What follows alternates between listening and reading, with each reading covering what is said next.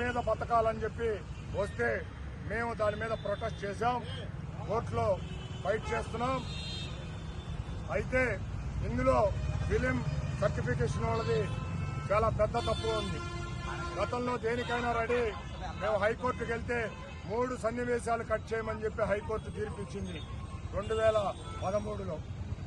అప్పటికి సినిమా వెళ్లిపోయింది. మళ్ళా ఇప్పుడు సిబిఎఫ్సి వాళ్ళకి మేము నోటీసులు ఇచ్చాం. బ్రాహ్మణ సంఘాల ఐక్యత, అర్చక సంఘాల ఐక్యత, పురోగత సంఘాల ఐక్యత, హిందూ సంఘాల ఐక్యత, కార్మిక సంఘాల ఐక్యత.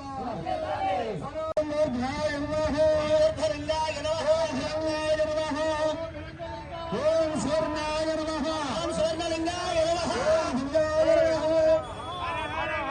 హర పార్వతీపతే.